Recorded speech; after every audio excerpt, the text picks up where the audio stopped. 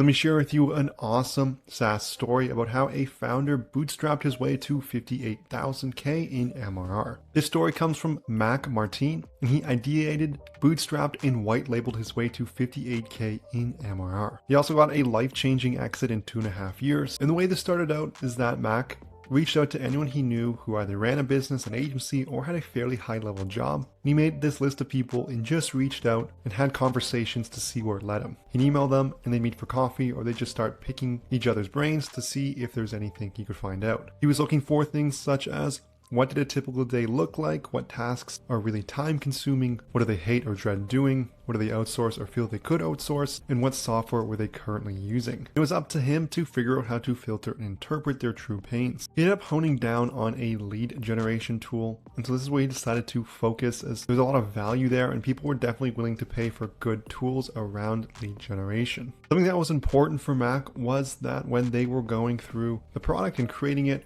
they were actually using it to find leads for the product itself. So it was a bit meta there. So it had multiple benefits, and they were using the tool very frequently so they could see where the gaps were and what wasn't important to have. In terms of the first sale, this just came from conversations. They had a meeting with a fairly sizable software company, and they were looking for email addresses with very specific criteria, and they ended up selling them 10,000 email addresses. And then they had to go home and actually figure out how to build this. So it was a one-time service, and it helped to validate the idea with an unbuilt product. And so for the first 6 months, it was a lot of demoing, it was a lot of discussing and outreach. But in terms of the rocket fuel that blew the product up, and it was white labeling the tool. At this point, things started to go well.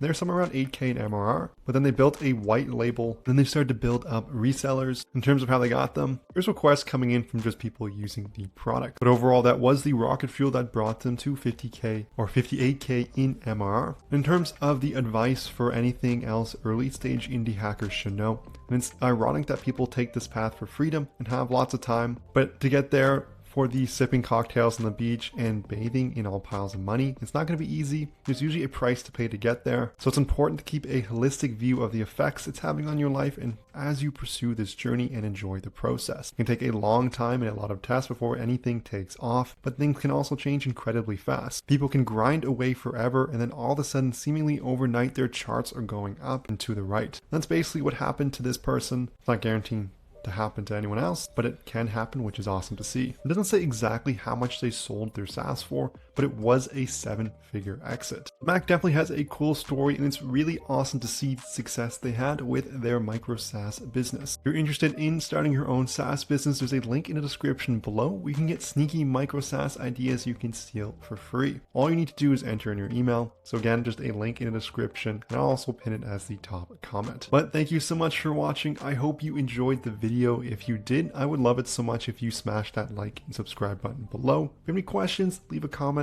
But thank you so much for watching, and I'll see you in the next video.